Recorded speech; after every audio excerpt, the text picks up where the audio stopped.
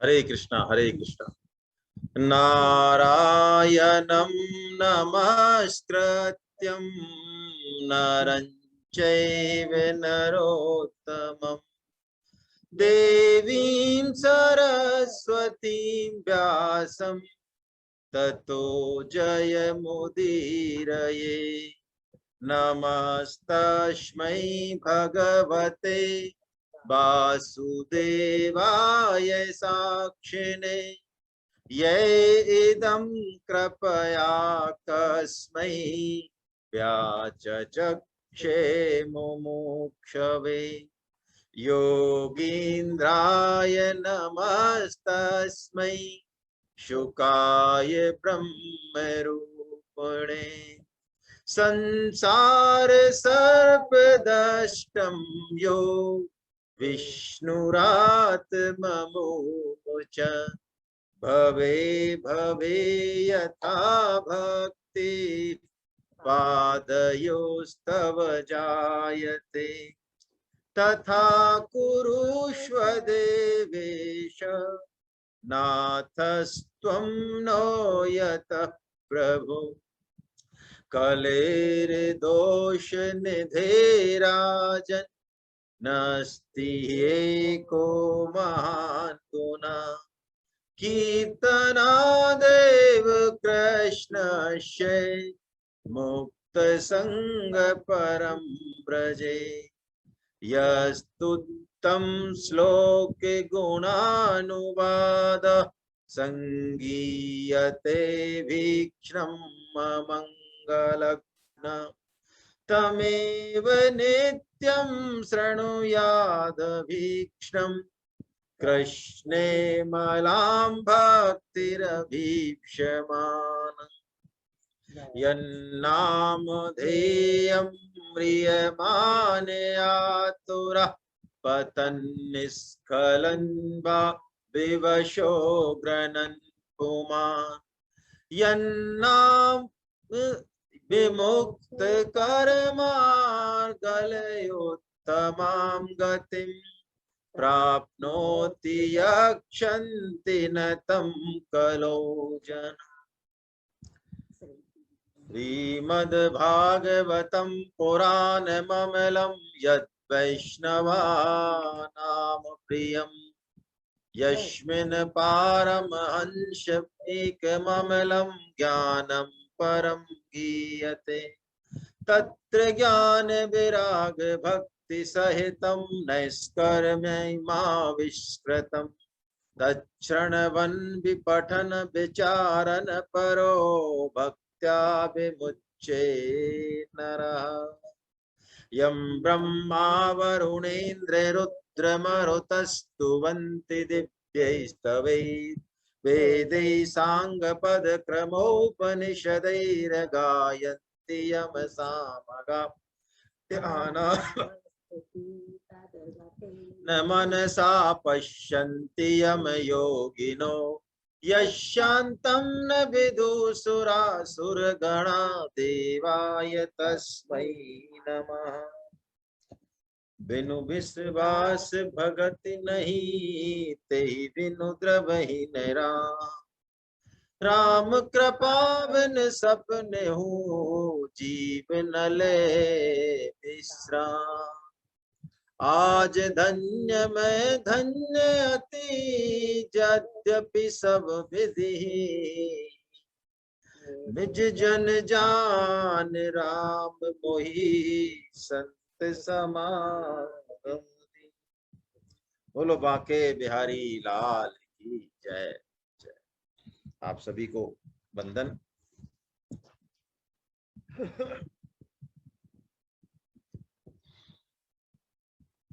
कल सोनकादी जी ऋषियों ने सूत जी महाराज से पूछा कि आपने हमें जो इस कथा अमृत में पान कराया इसके लिए तो कोई बदला तो है ही नहीं इन चीजों का। अब हमें आप श्रीमद् भागवतम का प्रमाण बताइए, स्वरूप बताइए, श्लोक संख्या बताइए और श्रोता और वक्ताओं के क्या क्या लक्षण हैं वे भी बताइए, ऐसा उन्होंने पूछा। तो कल हमारी बात हो गई श्रीमद् भागवतम का स्वरूप क्या है। भगवान श्री कृष्ण का साक्षात स्वरूप ही श्रीमद् भागवतम है, यानी सच्चिदानंद घनन परम आनंद का स्रोत श्रीमद् भागवतम है। यदि श्रीमद् भागवतम के रहस्य को हम समझ जाएं, हमारे जीवन में इसकी एंट्री हो जाए किसी भी तरीके से, तो जीवन में आमूल चूल परिवर्तन आना अवश्यम भावी है।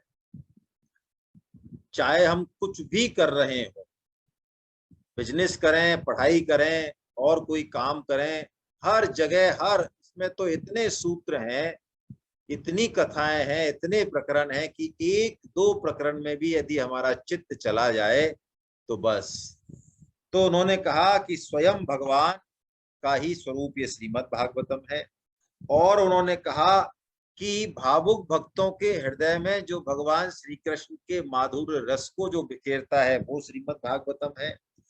जो ज्ञान भक्ति विराग वैराग्य सब साधन चतुष्टय के जो फल को जो प्रकट कर देता है हृदय में, वो श्रीमद् भागवतम है।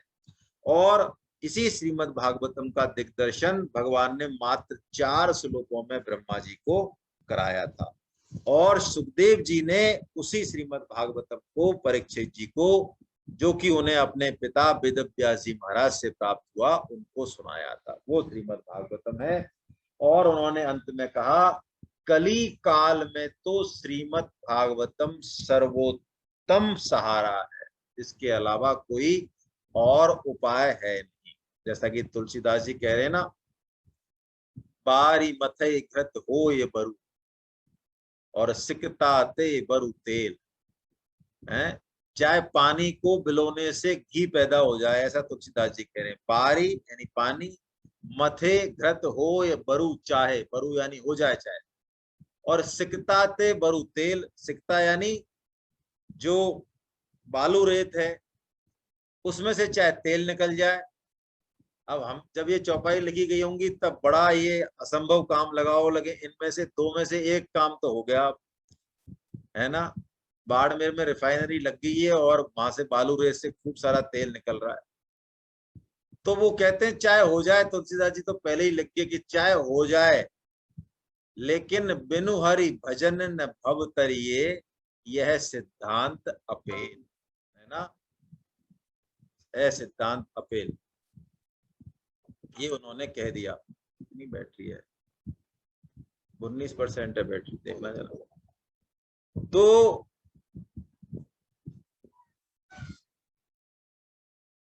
अब आइए हम जो है श्रीमद् भागवतम में जो कहा गया, कैसे कैसे श्रोता हैं उनके बारे में हम सूत जी महाराज क्या बता रहे हैं उसका श्रवण हम लोग करते हैं, है ना। देखिए, सूत जी महाराज कह रहे हैं कि श्रोताओं के 2 भेद हैं। एक तो है प्रवर श्रोता यानी श्रेष्ठ श्रोता, और एक है अवर श्रोता यानी अधम श्रोता, है ना। तो प्रवर के भी 4 भेद हैं और अवर के भी 4 भेद हैं, है ना। प्रवर श्रोताओं के क्या भेद हैं? पहला श्रोता वो बता रहे हैं, प्रवराश्चातको हंसः। पहला श्रोता जो प्रवर है, श्रेष्ठ है, उसमें चातक है। देखिए चातक की क्या विशेषता है।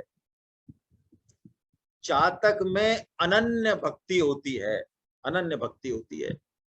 वो एक विशेष नक्षत्र में जो जल होता है उसी को पीता है। जैसे वो बादल से बरसते हुए जल में ही स्पृहा रखता है, दूसरे जल को वो छूता नहीं, ऐसे ही श्रोता सिर्फ और सिर्फ भगवान श्री कृष्ण संबंधी शास्त्रों का ही श्रवण करता है, अन्य का नहीं करता, है ना। तुलसीदास जी ने बड़ा अच्छा लिखा है, मुझे याद नहीं आ रहा है, कि एक चातक ने तो यहां तक किया कि उसको बहुत दिनों का वो प्यासा था, बारिश हो नहीं रही थी, गंगा के किनारे किसी वृक्ष पर वो बैठा हुआ था कि अचानक किसी शिकारी ने बाण से उसका शिकार कर दिया। तो जब वो गंगा में गिरने लगा, अब गंगा का जल तो ब्रह्म द्रवीभूत ब्रह्म ही है, इतनी पवित्र जल है, लेकिन उस चातक की ऐसी प्रतिज्ञा थी कि उसने मरते दम तक भी अपनी चोंच को ऊपर उठाते हुए गिरा, यानी गंगा जल का भी उसने सेवन नहीं किया, है ना। मरत हूं न लागी खोच, ऐसा कोई दुआ है, मुझे याद नहीं आ रहा है ना। ऐसा चातक का प्रेम होता है, ऐसी अनन्यता होती है भगवान के प्रति, श्री कृष्ण के प्रति। तो ऐसे श्रोता होते हैं जो भगवान श्री कृष्ण के अलावा अन्य श्रवण करते ही नहीं। भगवान श्री कृष्ण से संबंधित शास्त्र हो, बात हो तो सुनेंगे, नहीं तो अदर उधर की बात नहीं सुनेंगे। तो ऐसा श्रोता कहा गया चातक। दूसरा कहा गया हंस। देखिए ये बहुत ही अच्छे श्रोता हैं और ऐसा गुण होना चाहिए या डेवलप करना चाहिए। जैसे हंस दूध के साथ मिलकर और जल से मिले हुए दूध से जल को ग्रहण हटा के और दूध को ग्रहण कर लेता है और पानी को छोड़ देता है, ऐसे ही श्रोता अनेक शास्त्रों का श्रवण तो करता है, लेकिन उसमें से सार भाग को निकाल लेता है। ये गुण आजकल बहुत जरूरी है ना। क्योंकि अब समय ऐसा चातक जैसा अनन्यता का तो बहुत मुश्किल है, लेकिन यदि हमारे जीवन का लक्ष्य निश्चित हो जाए, आप पक्की बात मानिए, जीवन का लक्ष्य यदि बन गया और उसको हमने दृढ़ भी कर रखा है, भगवान नाम जप को जब से उसको पुष्ट भी कर रहे हैं, बारंबार बारंबार प्रतिदिन भगवान नाम जप की माला भी कर रहे हैं लगातार, है ना। चाहे कोई कहे, चाहे कोई देखे, चाहे मत देखे, लेकिन नाम जब हमारा अहरनिश चल रहा है, तो आप पक्की बात मानिए, 1000 पन्नों का ग्रंथ भी होगा तो आपके सामने सार भाव ही प्रकट होगा, वो ही आपके हृदय में जाएगा, है ना। और ग्रंथों में सब तरह की बात होती है। भागवतम, श्रीमद् भागवतम और श्रीमद् भगवत गीता को तो छोड़ दें, बाकी ग्रंथों में सब तरह की बात है। इसलिए साधक को नीर और क्षीर का विवेक होना चाहिए। यदि नीर क्षीर का विवेक होगा तो साधक संसार में रहते हुए, सबके बीच में व्यवहार करते हुए भी अपने लक्ष्य पर दृष्टि टिकाए रखेगा, और नहीं तो भटकने के लिए बहुत हैं जुगाड़, है ना। भटकाने के लिए तैयार ही हैं सब, लेकिन दृष्टि यदि पक्की है तो सबके बीच में रहते हुए भी लक्ष्य जो है बना रहेगा। अर्जुन की कहानी तो आप सबने पढ़ी है ना। अश्वत्थामा जो कि गुरु पुत्र था, और ठीक है, द्रोणाचार्य जी उसको विशेष शिक्षा भी देते भी थे। जैसे कि ब्रह्मास्त्र उन्होंने अर्जुन को नहीं सिखाया था, सिर्फ जो है अपने बेटे अश्वत्थामा को ही सिखाया था। लेकिन जब वो सिखा रहे थे तो अर्जुन वहां पहुंच जाता है, रात को वो सिखा रहे थे, वहां भी वो पहुंच जाता है। तो वो पूछते भी हैं द्रोणाचार्य जी के, बेटे ये तो सोने का समय है तुम्हारा, तुम यहाँ कैसे। तो अर्जुन बोलता है कि जब गुरुदेव प्रवचन कर रहे हो, कुछ सिखा रहे हो, तो वो शिष्य के सोने का समय नहीं हो सकता। तो वो यही कहते हैं कि भैया तू मेरे पास कुछ छोड़ेगा या कि नहीं छोड़ेगा, कुछ भी तो अश्वत्थामा उनसे कहता है कि आप तो अर्जुन को वैसे ही जो है, हाँ, आपने चढ़ा रखा है कि हम कम नहीं है।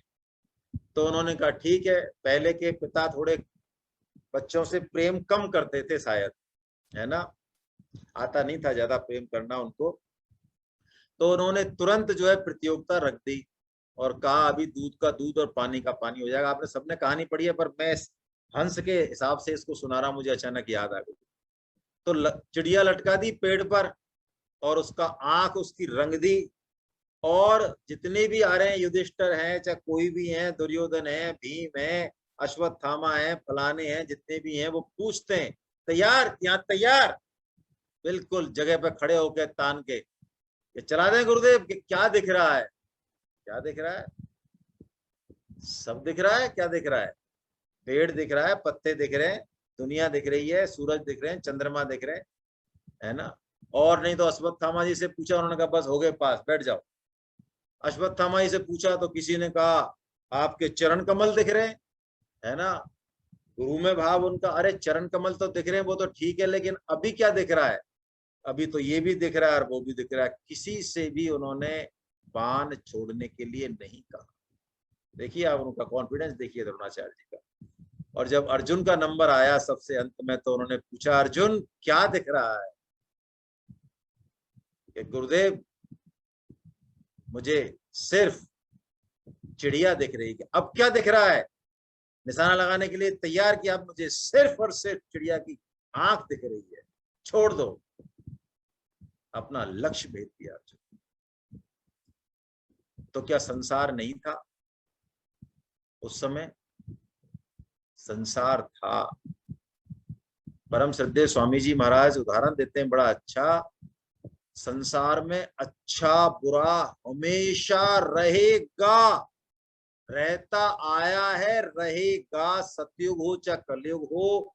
हम ठेकेदार नहीं हैं इसको ठीक करने के, कर भी नहीं सकते। कोई यदि ये सोचे कि हम संसार को एक बहुत सुंदर जगह बना देंगे अपने कर्मों से, अपने उससे बाहुबल से, उससे बड़ा मूर्ख कोई दूसरा हो नहीं सकता शास्त्र के हिसाब से। क्योंकि संसार में द्वैत रहेगा, इसका नाम ही ये है। लेकिन यदि लक्ष्य हो गया क्लियर, तो फिर संसार का ना तो अच्छा ना बुरा कोई भी हमको बाधा नहीं देगा। स्वामी जी उदाहरण देते हैं, एक माता जो मेले में जाती है अपने बच्चे के साथ, उसका बच्चा खो जाता है, तो अब वो पूरे मेले में बच्चे को ढूंढ रही है। अब उसको बच्चे नहीं दिख रहे हैं, बच्चे दिख रहे हैं। अपने बच्चे से सुंदर बच्चे दिख रहे हैं, हाँ दिख रहे हैं, बढ़िया कपड़े पहने हुए, अच्छे रूप रंग वाले, अच्छे नाक नक्श वाले। उससे खराब दिख रहे हैं, हाँ दिख रहे हैं, खराब भी हैं, काले कलूटे हैं, आधे नंगे हैं, जैसे भी हैं। उसको ना तो अच्छे से प्रॉब्लम है, कह रहे तुम अच्छा ये बहुत शानदार है, अब छोड़ो अपने को, अपने तो ये इतना बढ़िया मिल गया, ये भी डोल रहा है ऐसे ही, इसको ही ले चलो। ना उसको खराब से समस्या है, उसको तो सिर्फ और सिर्फ, सिर्फ और सिर्फ, सिर्फ और सिर्फ जब लक्ष्य कमजोर होता है तब ही हमारी सारी समस्याएं होती हैं। और उन्हीं समस्याओं को हम पूछते हैं गुरुदेव क्या करें, मन नहीं लगता है, क्या करें स्वामी जी महाराज, माला तो फेरते रहते हैं लेकिन मन कहीं और भागता रहता है। ये सब समस्याएं हमारा लक्ष्य कमजोर होने के कारण, अन्यथा समस्या हो ही नहीं सकती, है ना। तो ये जो हंस है, ये नीर और क्षीर का विवेक रखता है, सार सार को ग्रहण कर लेता है। और अगला, प्रवा प्रवराश्चातको हंस शुको मीनादयस्तथा शुक। सुखदेव जी महाराज, हालांकि सुखदेव जी महाराज तो सारे गुण है उनमें, ये जो होता है शुक नाम का श्रोता, ये क्या करता है, जो इसने पढ़ा सुना उसको ये दूसरे लोगों को अपनी मधुर वाणी से वैसा की वैसा सुना देता है, सुंदर और परमित वाणी में पुनः सुना देता है, जिससे और जो श्रोता हैं वो भी बड़े आनंदित होते हैं। इसलिए इसको शुक कहा। जैसे शुक को, तोते को आप जो पढ़ाएंगे वही बोलेगा। वो आपने कहानी सुन रखी होगी, संत के यहाँ तो तोता जय सिया राम जय सीताराम बोलता है, और वही कोई बधिक के यहाँ, दुष्ट के यहाँ वो गाली गलौज करता है, वो श्रोता, वो तोता, है ना। तो वो ये शुक श्रोता। और चौथा है मीना दयस तथा, मीन यानी मछली। इसमें क्या गुण है इस श्रोता में, कि जैसे मछली क्षीर सागर में मौन रहकर अपलक आंखों से देखती हुई दुग्धपान करती रहती है, ऐसे ये जो श्रोता होता है, ये निर्निमेष नयनों से अपलक, बिल्कुल झपकाता नहीं है, मुंह से एक शब्द नहीं निकालता है, और बस निरंतर कथा के रस को मानो ये पीता रहता है, पीता रहता है, पीता रहता है। जैसे कि आपने यदि ध्रुव जी का चरित्र पढ़ा, याद हो आपको, ध्रुव जी महाराज का चरित्र आप देखें, जब भगवान दर्शन देते हैं उनको प्रकट हो जाते हैं। तो ध्रुव जी महाराज भगवान के उस रूप को देखते ही ऐसे मोहित हो जाते हैं और अपनी आंखों से उनकी रूप माधुरी का इस तरह से दर्शन करते हैं मानो भगवान के उस रूप सौंदर्य को वो अपनी आंखों के सहारे से ही पी जाएंगे। शब्द तो उनके मुंह से कुछ निकलता ही नहीं है, बहुत देर हो जाती है, हैं? तो कहां तक खड़े रहे भगवान? पी नहीं जाए कहीं? ध्रुव जी तो ऐसे हैं वास्तव में, पी जाए तो पी जाए, भगवान को बाकी लोगों को फिर कैसे मिलेगा? तो भगवान जो है बड़ी कृपा करके और अपना जो शंख है उनके गाल से छुआते हैं। बस जो ध्रुव जी 5 साल के 6 साल के बालक हैं, जिन्होंने कभी कुछ ज्यादा पढ़ा नहीं लिखा नहीं, भगवान के शंख में चारों वेद और शास्त्रों का वास है। ददामि बुद्धि योगम तम ये नमाम थे। भगवान के जैसे ही शंख छुआते हैं वो गाल से, ध्रुव जी महाराज जो भगवान की अद्भुत स्तुति करते हैं वो देखने और सुनने लायक है। तो ये श्रोता, ये प्रेमी श्रोता मीन कहा जाता है ना। चारों ही श्रोता प्रवर हैं, इनमें से कोई भी ऊंचा नीचा नहीं है ना, सभी श्रोता प्रवर हैं। अब वो बता रहे हैं कि जैसे उत्तम श्रोताओं के भेद बताए, ऐसे ही अधम श्रोताओं के भी 4 भेद है ना, 4 भेद अधम श्रोताओं के भी बता रहे हैं। तो वो कहते हैं कि कौन कौन से भेद है? कि पहला श्रोता है ब्रक। ब्रक कहते हैं भेड़िए को।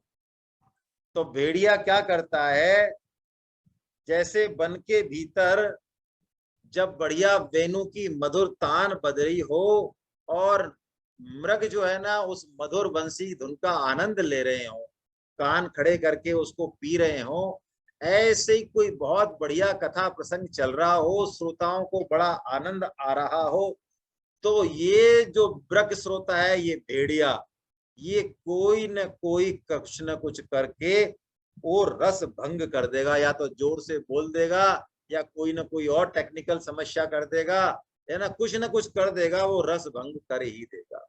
चाहे ऑनलाइन कथा हो रही हो चाहे भौतिक रूप से हो रही हो, तो ये वृक्ष होता है, भेड़िया है, ये रसभंग करता है दूसरों का, है ना, क्योंकि इसको तो कोई ज्यादा मतलब है नहीं। एक दूसरा बता रहे हैं वो भुरुंड। एक तो ब्रक बताया, दूसरा बताया भुरुंड। तो वो कहते हैं ये भुरुंड जो है ना, ये हिमालय पे पाया जाता है पक्षी। ये क्या करता है, जैसा सुनता है वैसा सुना तो देता है दूसरों को एज इट इज, जो भी सुनेगा, लेकिन इसको खुद कोई उससे लाभ ग्रहण नहीं करता। इसको तो दूसरों पे अपनी चौधराहट करनी है कि देखो आज हम क्या क्या सुन के आए, है ना।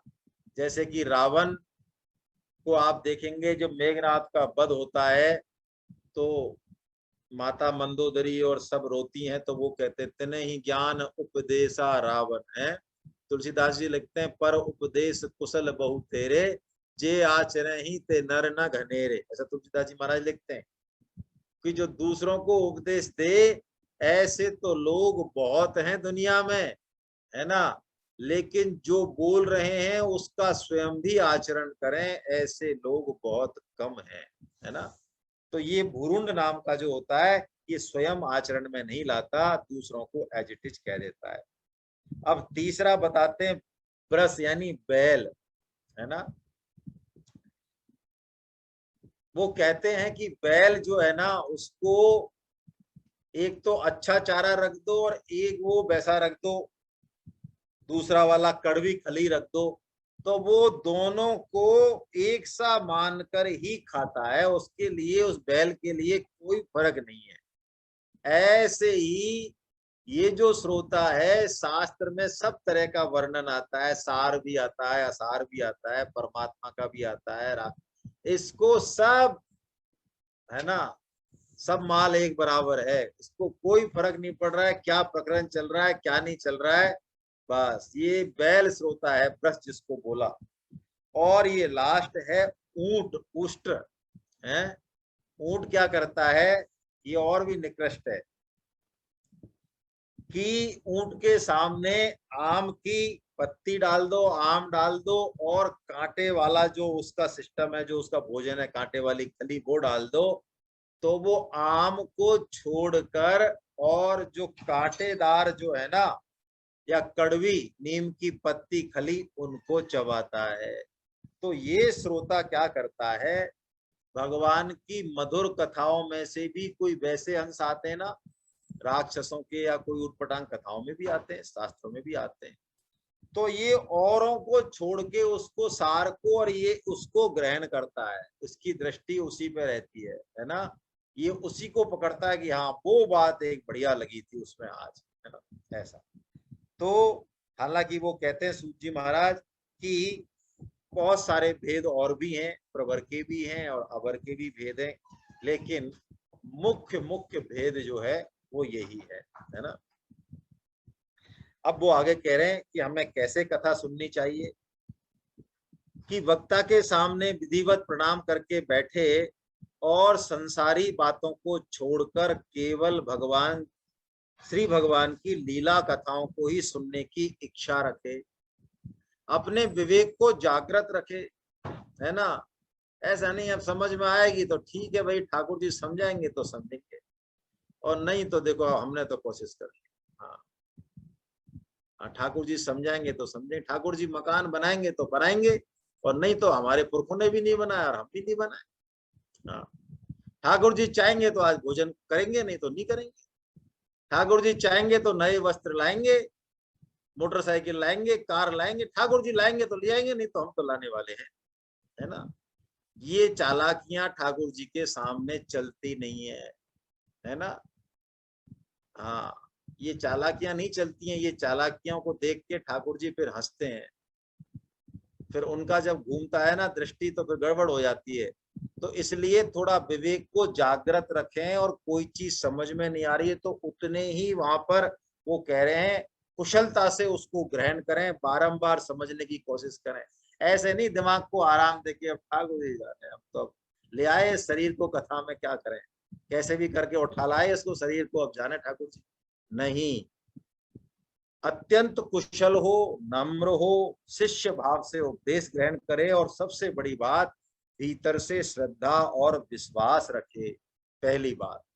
दूसरी बात, जो कुछ भी सुने उस पे मनन करे,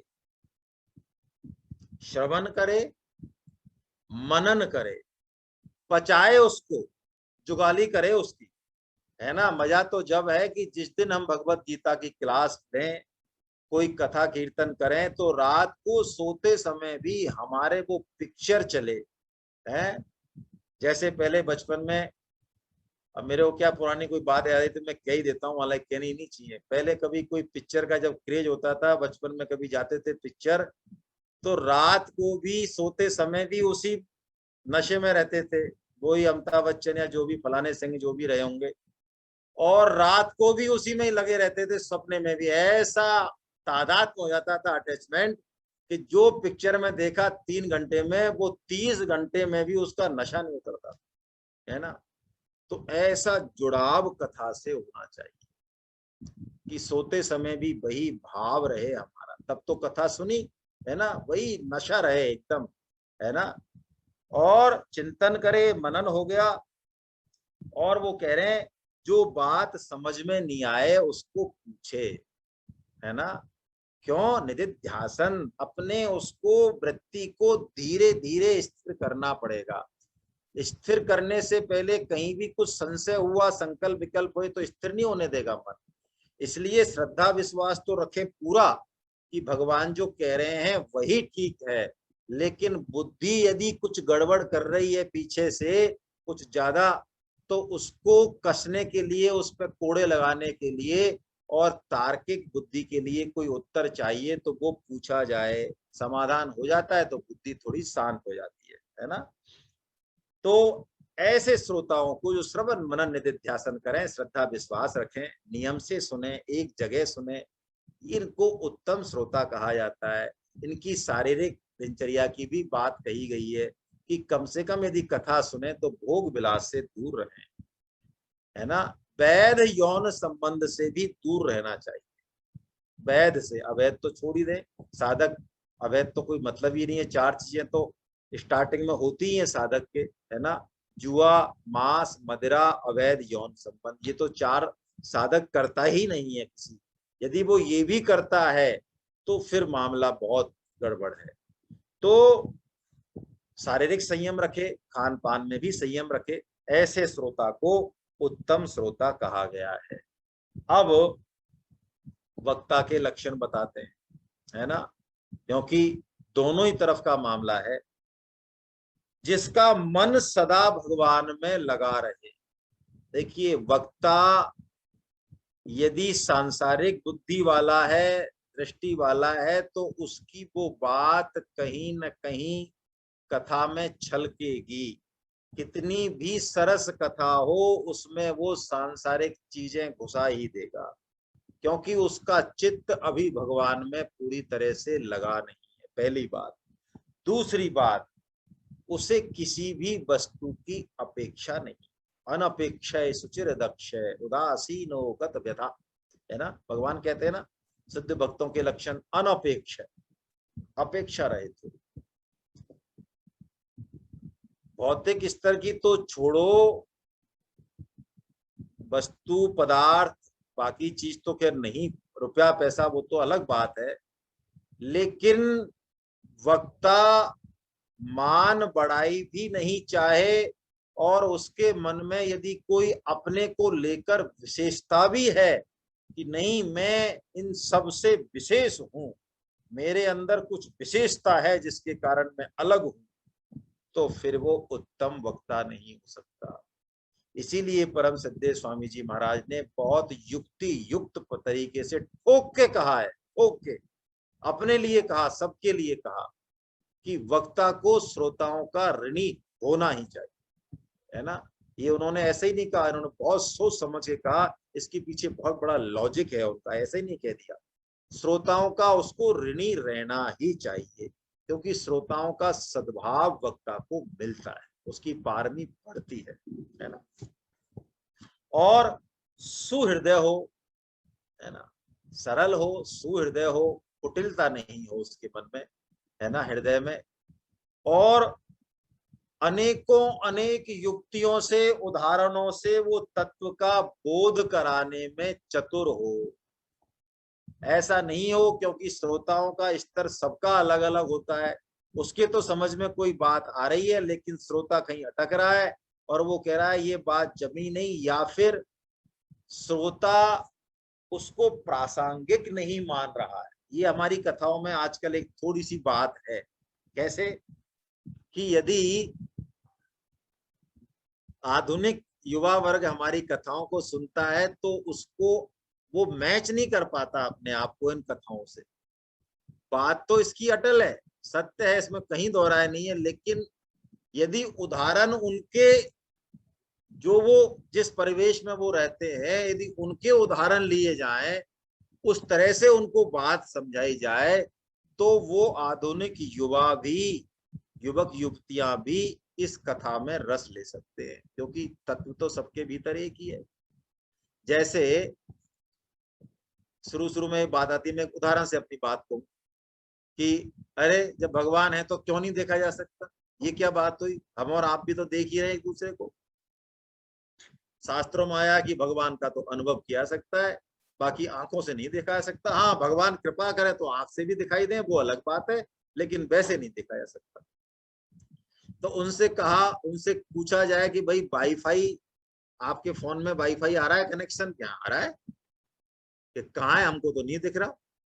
कहाँ से आ रहा है, कि उस टॉवर से आ रहा है जो वहां लग रहा है जवाहर सर्किट पर, हमारे यहाँ आ रहा है उससे, कि हमें तो नहीं दिखता आता हुआ। लेकिन आता हुआ नहीं दिखता, लेकिन वो वाईफाई का जो प्रभाव है वो दिखता है, उससे काम होता हुआ दिखता है।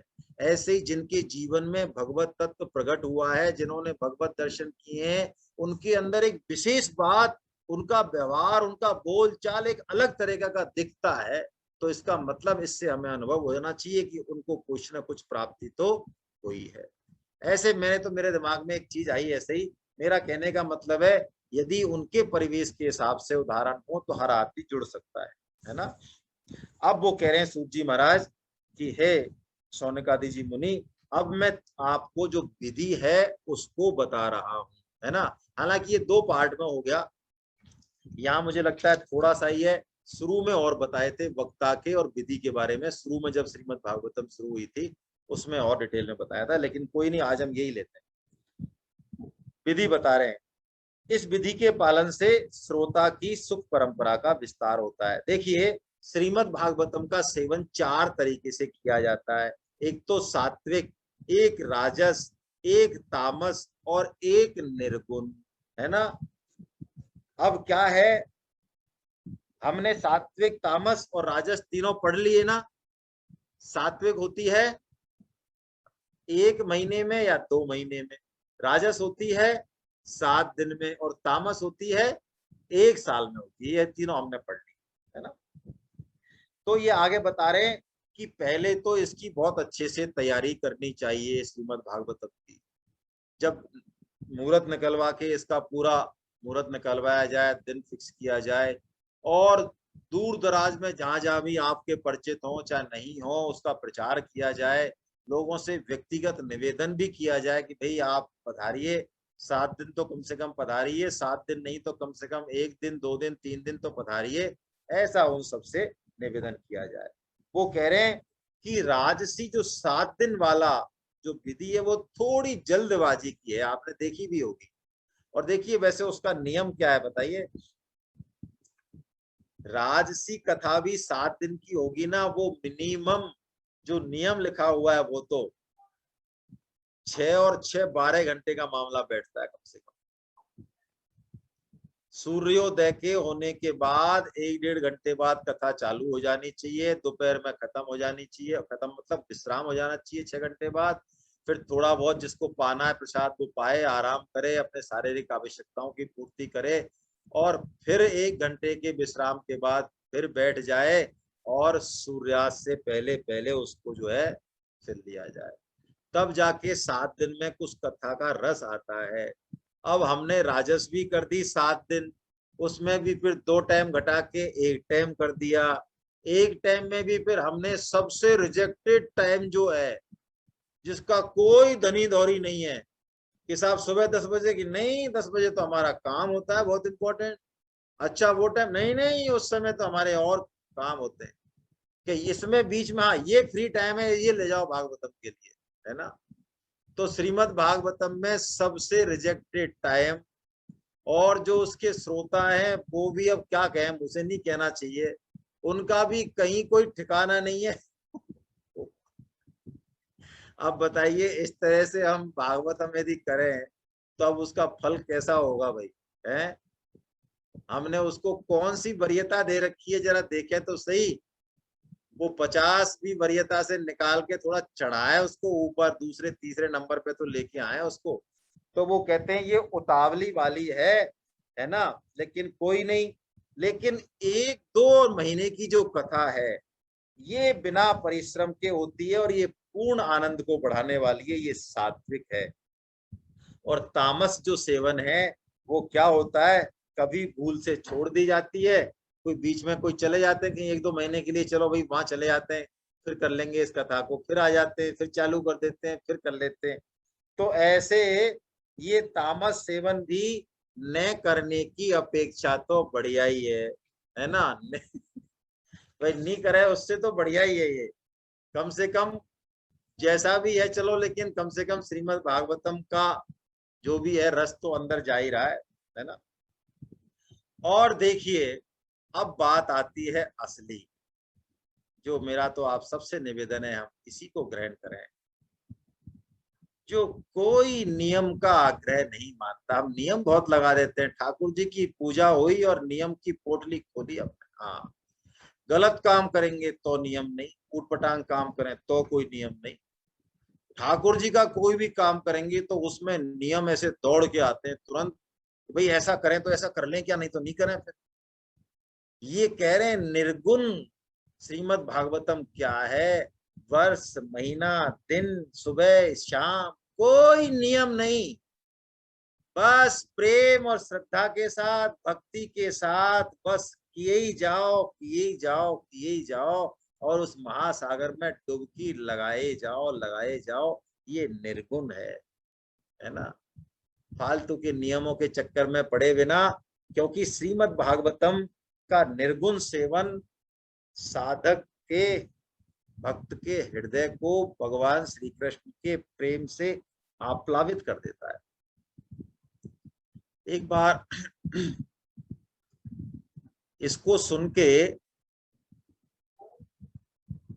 एक भक्त इसका पालन करने लगे, और क्या हुआ कि साल भर में तो उनके जो भी और छोटे मोटे कोई कर्म कांड थे वो सब छूट गए, और वो तो रात और दिन इस भागवतम के महासागर में, इसकी कथाओं में, इसके तात्पर्य में डुबकी लगाने लगे। एक से एक भाव उनको प्रकट होने लगे। तो जिनसे वो सुन के आए थे, है ना, मलुक पीठाध्यक्ष जी के श्रीमुख से मैंने सुना ये बहुत पहले, वो उनके पास गए साल 2 साल बाद कि महाराज जी अब क्या करें, हम तो बड़े परेशान हैं, आपसे ये सुना था लेकिन 2 साल से हमारे सब कर्म धर्म नियम सब छूटे, हमसे कोई भक्ति नहीं हो रही है, हमसे कुछ नहीं हो रहा है 2 साल से 1.5 साल से। तो उन्होंने कहा भैया क्या करते हो आप, क्या दिनचर्या है, उन्होंने पूछा।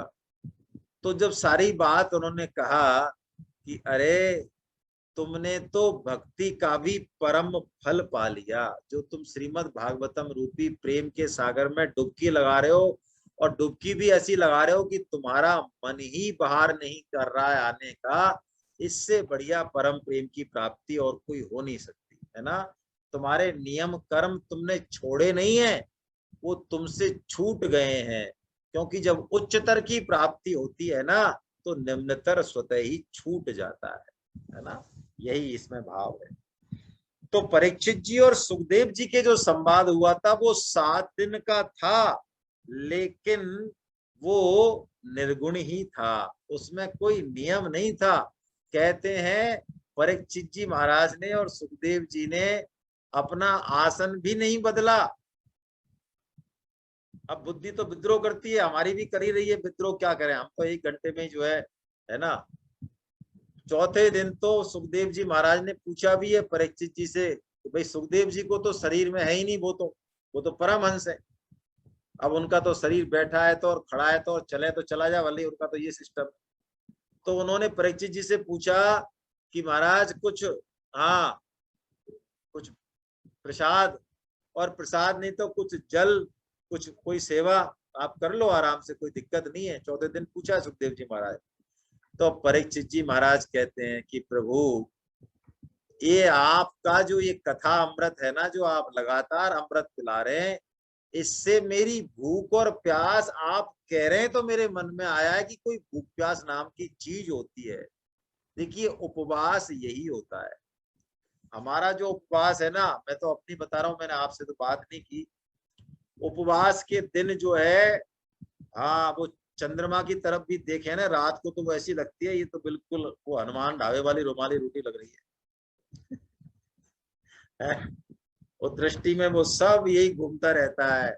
उस दिन दृष्टि जो है ज्यादा जाती है उन चीजों की तरफ। लेकिन उपवास का मतलब, उपवास सद गया आपका, तब माना जाए कि आपके घर में कुछ भी बन रहा है, कोई कुछ भी खा रहा है, मन से किंचित भी खिंचाव यदि आपका नहीं हो तो उपवास हो गया, और नहीं तो उसको उपवास नहीं मानते फिर। हालांकि नहीं मानते इसका मतलब करना नहीं चाहिए ये मतलब नहीं है, करना अवश्य चाहिए, है ना, करना अवश्य चाहिए। धीरे धीरे सब कुछ होता है, धीरे धीरे रे मना धीरे सब कुछ होए, माली सींचे 100 गड़ा ऋतु आए फल हो, है ना। तो ऐसे जो है ये दिनों की, वो कह रहे हैं 7 दिन जो सुखदेव जी के थे, वो सुखदेव परीक्षित जी के, वो सिर्फ 7 दिन तो सबके लिए हैं। वो मतलब सप्ताह में 7 ही दिन होते हैं, तो 7 दिन मतलब हमको हमेशा वो कथा श्रवण करनी चाहिए, इसलिए उसको निर्गुण माना है ना। आगे वो बता रहे हैं कि जो भी जैसा भी जिसकी रुचि हो वो वैसे उसका सेवन करे, लेकिन श्रीमद् भागवतम का सेवन अवश्य करे। जो केवल श्री कृष्ण की लीलाओं के श्रवण और रसास्वादन के लिए ही लालायित रहते हैं और मोक्ष की इच्छा नहीं करते, उनका तो श्रीमद् भागवतम धन है ना। तो कली काल में तो इसके जैसी कोई औषधि है नहीं, वो ऐसा कह रहे हैं। क्योंकि कली काल में बाकी जितनी भी विधियां हैं, योग हैं, ज्ञान वैराग्य, वो सब साधन बड़े बहुत कठिनता से कब्जे में आने वाले। लेकिन श्रीमद् भागवतम जो है ये सब कुछ देता है। किसी को लौकिक पदार्थ भी चाहिए, धन राज्य भी चाहिए, समृद्धि भी चाहिए, वो भी ये सब देता है ना, मनोवांछित भोग पाता है। लेकिन फिर भी हमको श्रीमद् भागवतम सुनने के हिसाब से हमें किसी लौकिक चीज की इच्छा नहीं करनी चाहिए, है ना, वरना ये तो दे देगी लेकिन नुकसान बहुत बड़ा हो जाएगा, है ना। और श्रीमद् भागवतम जब भी हम इसको श्रवण करें, पढ़ें, भगवान श्री कृष्ण की कृपा का अनुभव करें, क्योंकि उन्हीं की कृपा से ये सुलभ हो गई है। राजन, श्रोता और वक्ता भी दो कैटेगरी में होते हैं, वो भी बताई, वो तो अलग है कि एक तो श्री कृष्ण को चाहते हैं और एक जो है धन चाहते हैं, है ना। तो दोनों यदि एक जैसे हो तो ही ठीक है, तभी वो आनंद की उत्पत्ति होती है कथा में। नहीं तो वक्ता की दृष्टि तो कहीं और लगी हुई है कि आज तो बड़े प्रसन्न है ये, है ना, बड़े प्रसन्न है, आज तो हो सकता है बड़ी मोटी दक्षिणा देंगे यजमान जी, लेकिन यजमान को कथा में ही आनंद आ रहा है, वो दक्षिणा की तरफ ध्यान ही नहीं है। एक कथा में, गांव में कथा हुई, पहले के लोग सरल हुआ करते थे, तो पंडित जी जो है अपनी पोथी खोलते और एक बुढ़िया आती, और वो जैसे ही पंडित जी उस पोथी को खोलते, कथा चालू करते, वो आंसू पे आंसू बहाती और आंसू बहाते हुए घर चली जाती। 7वें दिन वो नहीं आई। पंडित जी ने सोचा इतनी भाव वाली श्रोता थी, वो आज क्यों नहीं आई, यदि वो आती तो जरूर कुछ न कुछ बहुत अच्छी मेरे को दक्षिणा देती। बाकी लोगों ने दे दी दक्षिणा, तो पंडित जी ने पता किया कि भैया कहाँ रहती है वो बुढ़िया आती, साहब वहां आए, उनको उस मोहल्ले में पहुंच गए पंडित जी घर। तो वो अपनी गाय वगैरह की सेवा कर रही थी, तो ठीक है नमस्कार किया छोटा मोटा, और ज्यादा ध्यान नहीं दिया उसने। पंडित जी ने सोचा ये क्या चक्कर है, ये तो इतना कथा में आनंद लेती थी, झरझर आंसू बहते थे इसके। फिर वो बैठ गए, भाई हम आए, हाँ हाँ बैठो बैठो बैठो महाराज, बताओ क्या करना है, ये करना है वो करना। ज्यादा उन्होंने कि आप जो कथा में, पंडित जी ने सोचा ये बात क्या है, आप जो कथा कथा में जो आपके आंसू निकलते थे, तो आज आपको कोई पूछने की या ऐसा कोई कथा सुनने की या कोई बात चलाने की कोई इच्छा ही नहीं हो रही, आप तो लगे हुए हो घर के कामों में, हम आए आपके यहाँ। अच्छा वो, अरे तो पंडित जी महाराज, जिस भागवतम को आपने जिस कपड़े में लपेट रखा है ना, उस कपड़े का जो रंग है, उसमें जो छींट है ना, वो मेरी पोती जो फ्रॉक पहनती थी, जो गुजर गई महीने भर पहले, उसका रंग और आपका रंग एक जैसा ही है। तो मैं तो उसके चक्कर और आपको लगता था तो ऐसे रसभंग हो जाता है ना। तो पंडित जी तो सोच रहे कथा में आनंद आ रहा है, और वो जो है पोती के उसमें तो रसाभास हो जाता है, तो फल की हानि हो जाती है। इसलिए दोनों एक जैसे होना चाहिए। वो कह रहे हैं प्रतिदिन प्रातःकाल स्नान कर ले, नित्य कर्म पूरा कर ले, भगवान का चरणामृत पी ले, और श्रीमद् भागवतम की पुस्तक का और व्यास जी का पूजन करे, और अत्यंत प्रसन्नता पूर्वक श्रीमद् भागवत की कथा कहे या सुने, दूध या खीर का मौन भोजन करे, भूमि पर शयन करे, ब्रह्मचर्य का पालन करे, काम क्रोध लोभ को तो त्याग दे, और कथा के अंत में कीर्तन करे, कथा समाप्ति के दिन रात्रि जागरण करे, और जब कथा समाप्त हो जाए तो ब्राह्मणों को भोजन कराकर दक्षिणा से संतुष्ट करे। अभी कोरोना में ब्राह्मण भोजन नहीं हो रहा है, तो मेरा आपसे निवेदन है कि गाय माता और ब्राह्मण और अग्नि, इन तीनों का गोत्र एक है, श्रीमद् भागवतम का वचन है, ये मैं अपने मन से नहीं कह रहा हूँ, है ना। तो जो है जरूर श्रीमद् भागवतम के निमित्त आपने कुछ सोच रहा है, सोच रखा है, तो वो गौ माता को आप अर्पण कर दें। और इसकी फलश्रुति बता रहे हैं अब लास्ट में, बस, है ना, सूत जी महाराज बस यही वाणी को विराम देंगे वो। कृष्ण प्राप्ति करम शश्वत प्रेमानंद फलप्रदम श्रीमद् भागवतम शास्त्रम कलो कीरेन भाषितम। श्री सुखदेव जी के महाराज के श्रीमुख से कहा गया ये श्रीमद् भागवतम शास्त्र कलयुग में साक्षात श्री कृष्ण की प्राप्ति कराने वाला है और नित्य प्रेमानंद रूप फल प्रदान करने वाला है। बोलो श्रीमद् भागवतम महापुराण की जय। वसुदेव सुतं देवं कंस चाणूरमर्दनं देवकी परमानंदम कृष्णं वंदे जगद्गुरु। आइए हम लोग आरती कर लें। हाँ, आप अपने घर में यदि कुछ जलाना चाहें, भागवतम पुराण को, भगवान श्री कृष्ण के स्वरूप को रखना चाहें, दीपक जलाना चाहें तो जला लें, है ना, नहीं तो साथ साथ करें। आप खोल लें। श्रीमद् भागवतम के अंत में ये होगी आरती। मैं आप सब वैष्णवों के दर्शन के लोभ से इसको शेयर नहीं कर रहा हूँ स्क्रीन पे। बस अभी आधा मिनट में हम लोग चालू करें। पंखे को बंद कर दो।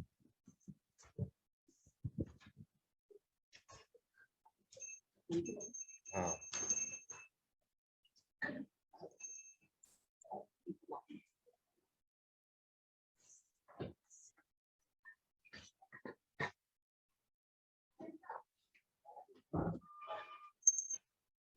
खड़े हो करें, बैठ के करें।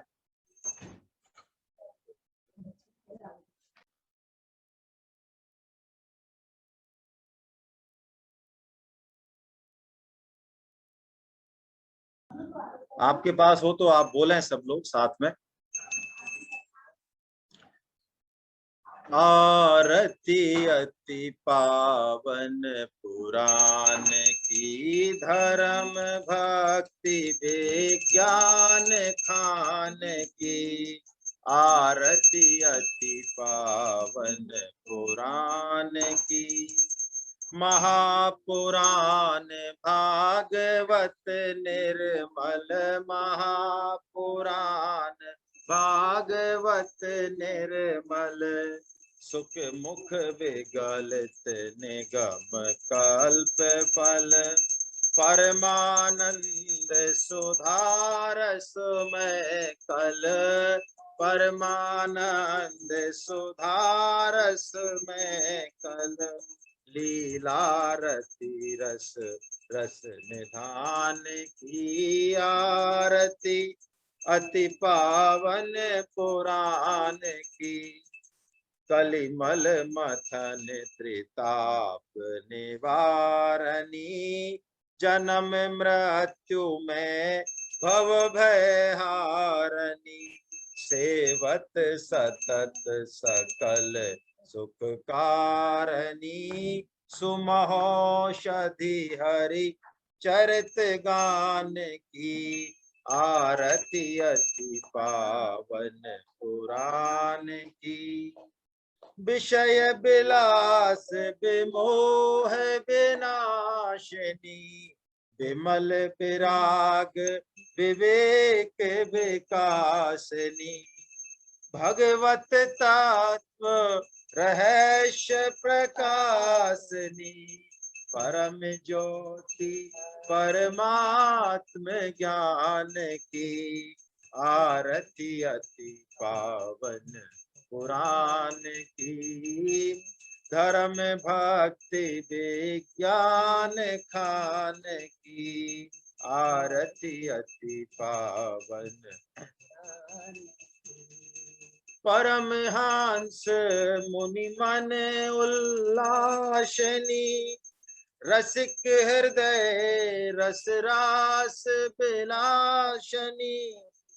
भुक्ति मुक्ति रति प्रेम सुदासिनी, कथा अकिंचन प्रिय सुजान की। आरती अति पावन पुराण की, धर्म भक्ति विज्ञान खान की। आरती अति पावन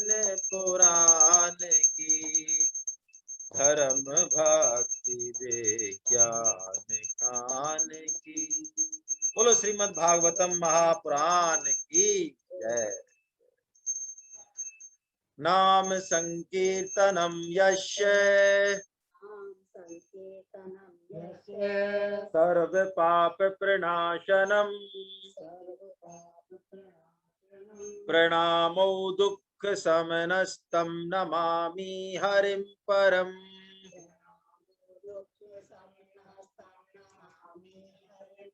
बोलो वृंदावन बिहारी लाल की जय। बोलो बांके बिहारी लाल की। बोलो राधा गोविंदे सरकार की। अर्जुन के सखा भगवान श्री कृष्ण की, मीरा के गिरधर नागर की, सूर के घनश्याम की, बृषभानु सुता राधा रानी की, मर्यादा पुरुषोत्तम भगवान श्री राम की, जानकी माता की, गौ माता की, धरती माता की, साधक संजीवनी की, श्रीमद् भागवत महापुराण की, चक्र चूड़ामणि श्री श्री सुखदेव जी महाराज की, सब संतों की, सब भक्तों की, अनंत कोटि वैष्णव वृंद की आज के आनंद की। हरि बोल हरि बोल हरि। मैं जेएमएल गुप्ता साहब पहले, अच्छा ये एसपी शर्मा साहब हैं, जरा इनको अनम्यूट कर देता हूँ, एक सेकेंड। जी सर, एसपी शर्मा साहब। नमस्ते सर, आपको बहुत बहुत प्रणाम। राधे राधे, कृष्णा, हरे कृष्णा। हरे कृष्णा। हाँ, मैं सर बस यही पूछना चाहूंगा कि आपने जो श्रोता के जो प्रकार बनाए ना, श्रेष्ठ श्रोता, जैसे चातक है, हंस है, दो और बताए थे आपने, 4 प्रकार, तो 2 प्रकार कौन से हैं वो श्रेष्ठ श्रोता के, इनके अलावा? हंस है और चातक है और हाँ जी, मीन है। मीन है, मीन, अच्छा, और चौथा कौन सा है। सर? 3 हो गए। अरे ये किताब है आपके पास? हाँ जी है। अच्छा, इसमें देख लेंगे सर, ठीक है। ओके, धन्यवाद सर, बहुत बहुत। जेएमएल गुप्ता साहब को अनम्यूट कर रहा हूँ, वो जरा अपने आप को।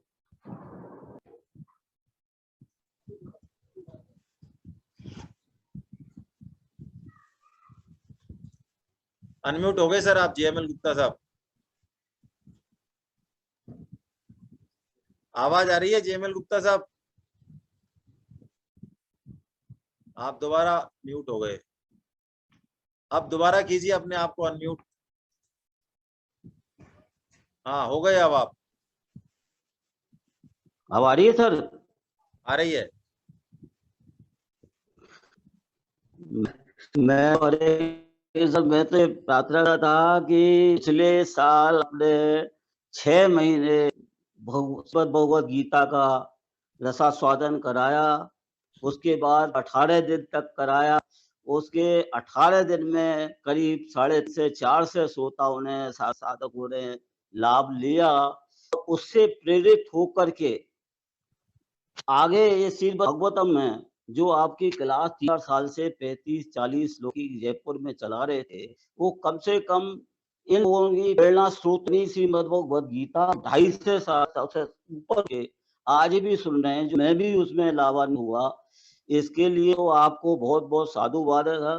और मैं ये जानता हूँ कि ऐसी विषम परिस्थिति में जो आप जो जैसा में बॉर्डर पे इतनी बड़ी पदवी पर रहते हुए, फील्ड पर रहते हुए, परिवार से दूर रहते हुए, किस तरीके से अपने आप को कंसंट्रेट करे और इस धारा वहाँ इस गीता को, भागवत को आपने चलाया, इसके लिए बहुत साधुवाद है। किसी के, कहता हूँ, साधारण पुरुष के बस की बात नहीं है। इसमें तो ईश्वर की विशेष प्रेरणाएं है जो आपको ये करने के लिए शक्ति प्रदान करती है।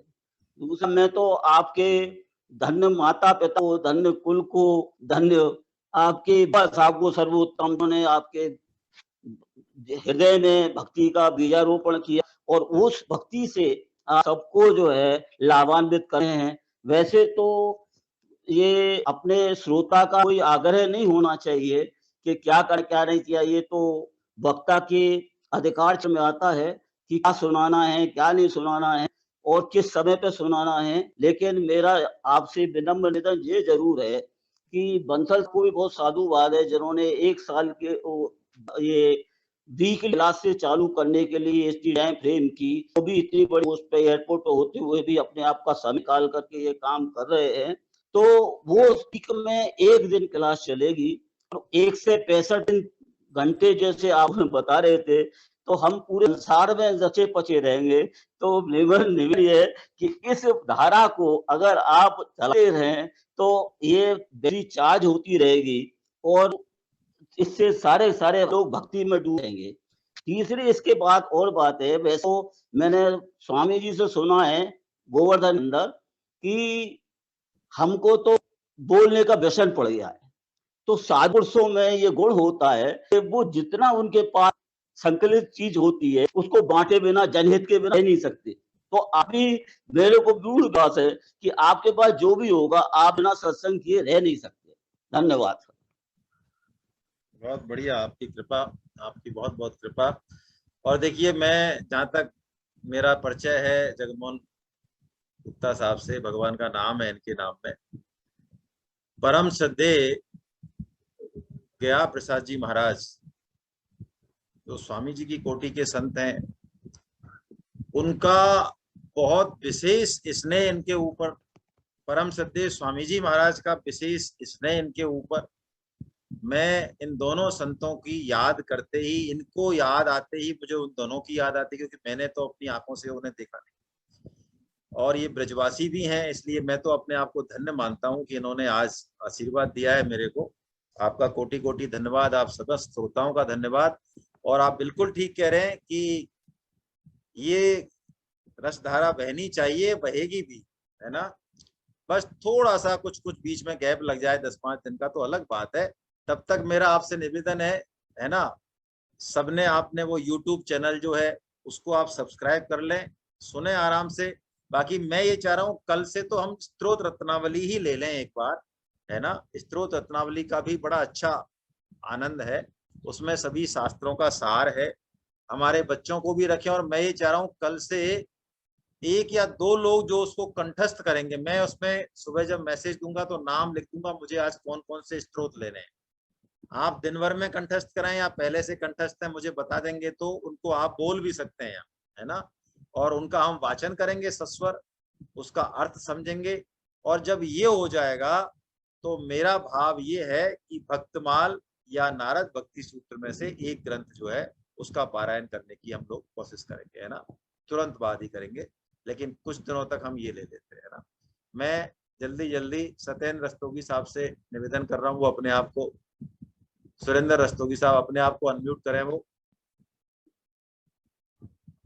रस्तोगी साहब। हरे कृष्णा हरे कृष्णा। हरे कृष्णा सर।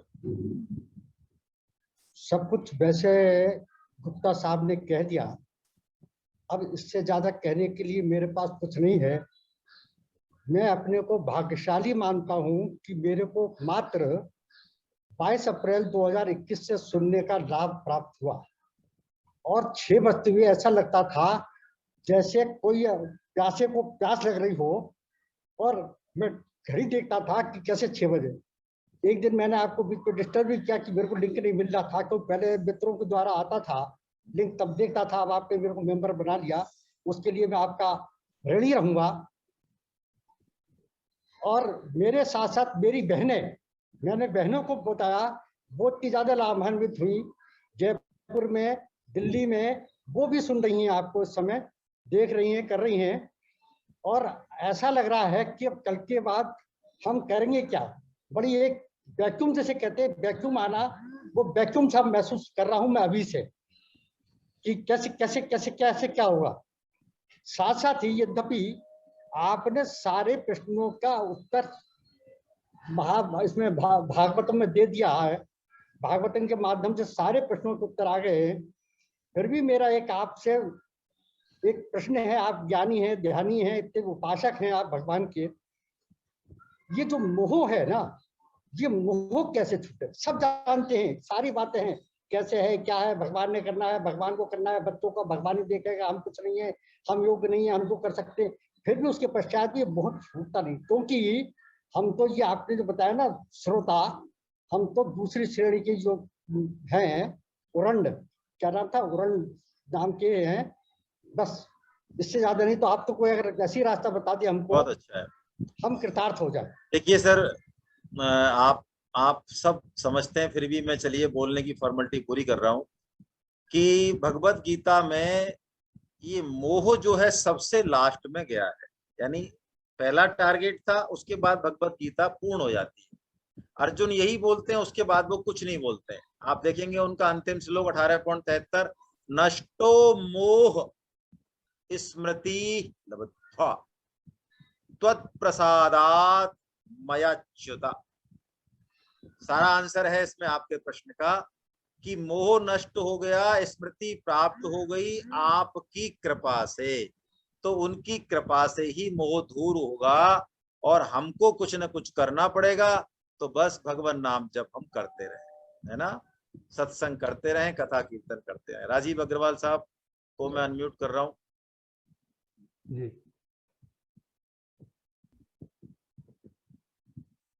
राजीव अग्रवाल साहब।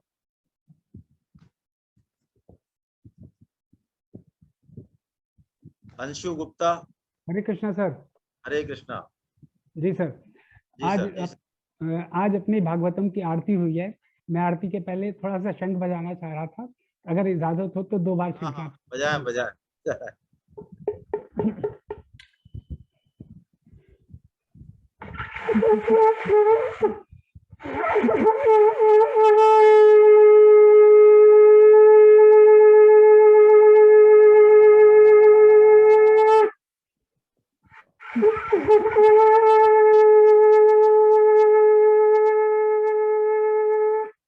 हरे कृष्ण।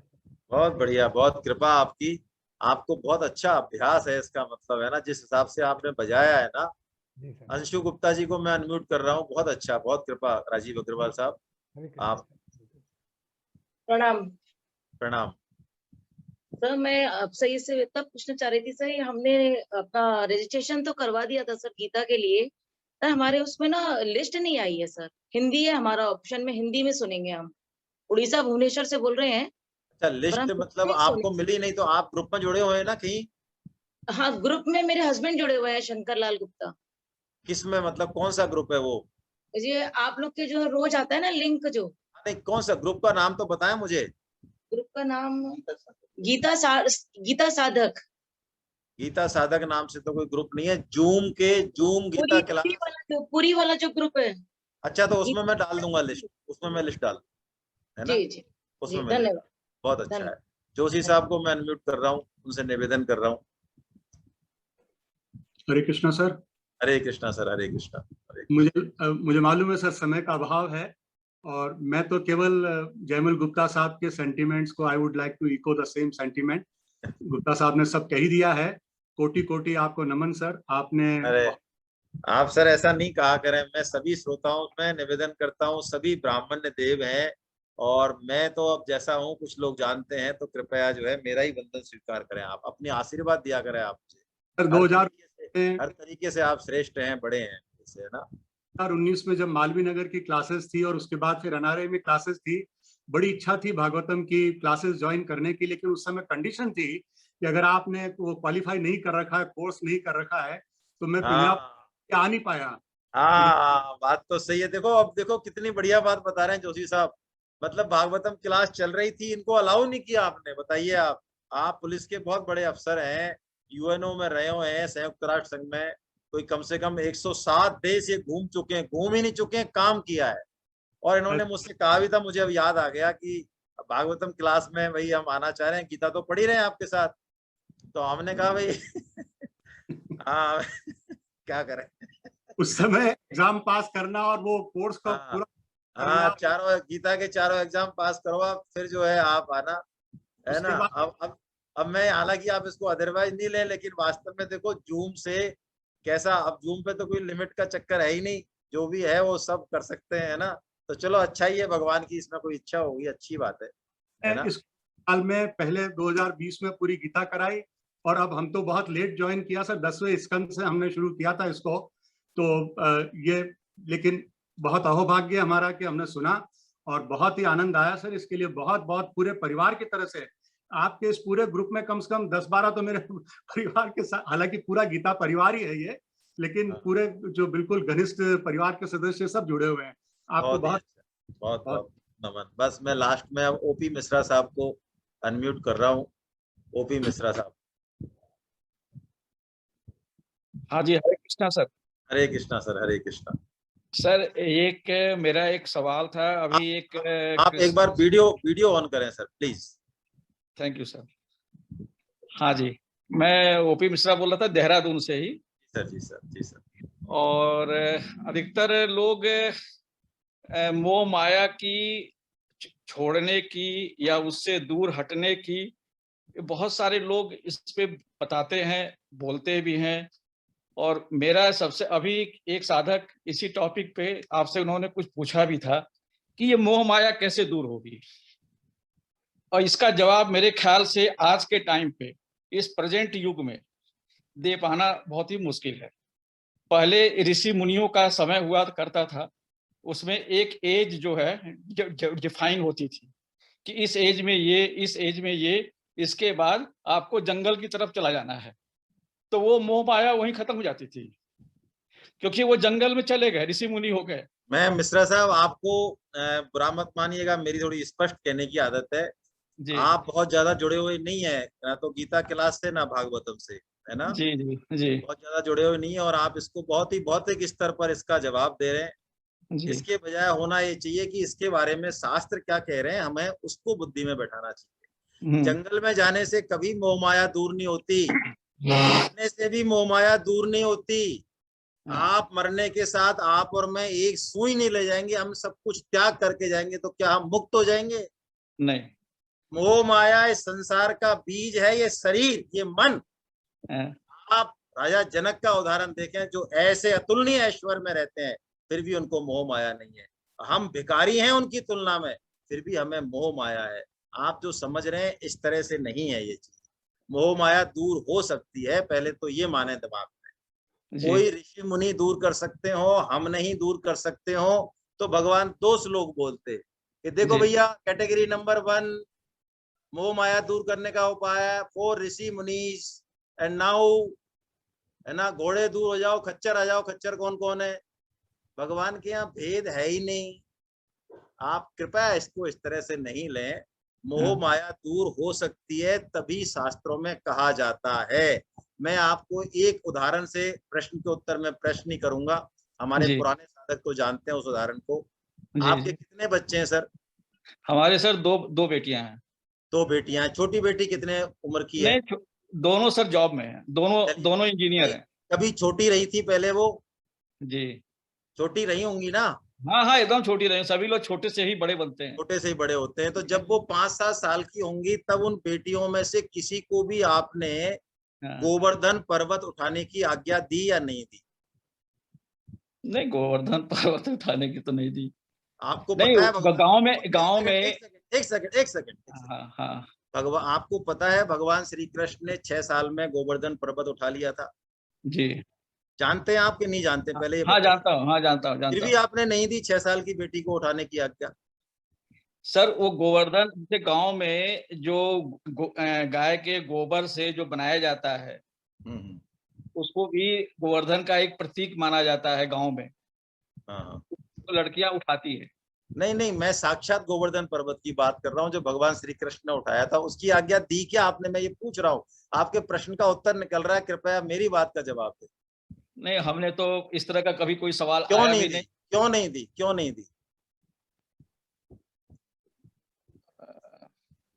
कभी सवाल आया ही नहीं मेरे सामने सर। फिर भी क्यों नहीं दी? चलिए, अभी 6 साल की बच्ची सामर्थ्य नहीं है तो कैसे देंगे? हाँ सही कह रहे हैं। तो आपको अपने बच्चे की सामर्थ्य के बारे में पता है ना? जी, पता है ना? हाँ। तो आपको भगवान श्री कृष्ण के बारे में आप क्या आइडिया लगाते हैं? वो आपके और मेरे जैसे दिमाग वाले हैं या थोड़े कमजोर हैं हमसे? क्या लगता नहीं, है? हम लोगों से तो भाई वो भगवान थे, और तो सबसे मतलब सब कुछ था उनके अंदर, सर्वगुण संपन्न थे। सुनिए मिश्रा साहब। जी। तो भगवान, मैं ये पूछ रहा हूँ, उनमें हमारी बराबर दिमाग होना चाहिए या नहीं होना चाहिए? जनरल प्रश्न पूछ रहा हूँ, हाँ या ना में जवाब बस। नहीं, होना चाहिए। होना चाहिए। जी, तो वो हमको गीता में आज्ञा दे रहे हैं कि आपको मोह माया दूर करनी है। तो उनको शायद पता नहीं है हमारी क्या कैपेसिटी है, क्या नहीं है, उनको क्या मतलब है। वो तो बोल देंगे उठा लो गोवर्धन पर्वत। लेकिन हम अपने बच्चों को कभी भी गलत आज्ञा नहीं देते। भगवान श्री कृष्ण भी कभी भी कोई गलत आज्ञा हमारी कैपेसिटी से बाहर नहीं देते। दैट्स ऑल, है ना। अच्छा। अब आपको समझना चाहिए इस चीज को, है ना। जी, जी, चलिए, जी। बहुत ही अच्छी बात।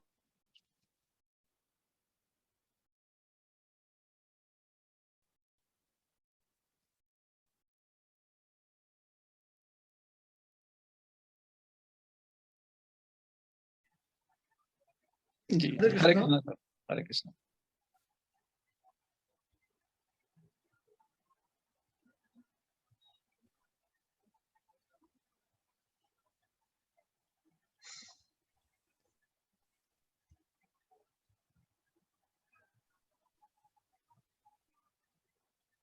हरे कृष्णा सर। सिग्नल की लगता है प्रॉब्लम हो गई, संतोष साहब आउट हो गए लग रहा है। सिग्नल की प्रॉब्लम हो गई लगता है सर। नहीं सर, है हाँ, तो सही। अब आवाज आ रही है। आ रही है सर। हाँ, तो मेरे मुंह से कई बार जो है ना, थोड़ी इस तरह की रही है आदत, संगति भी इस तरह की रही है। धीरे धीरे सुधार आएगा। कोई भी जी। बात मेरे मुंह से निकली हो आपके हृदय को चोट पहुंचाने वाली निकली होगी, तो आज मैं आपसे सबसे क्षमा मांगता हूँ। मेरा हरे हरे कृष्ण, कृष्णा, हरे कृष्णा, हरे हरे कृष्णा। कृष्ण, हरे कृष्ण। कृपया माफ करें। हरे कृष्ण, हरे कृष्ण। हम मिलते हैं कल इसी समय। जय जगन्नाथ, जय जगन्नाथ, जय जगन्नाथ।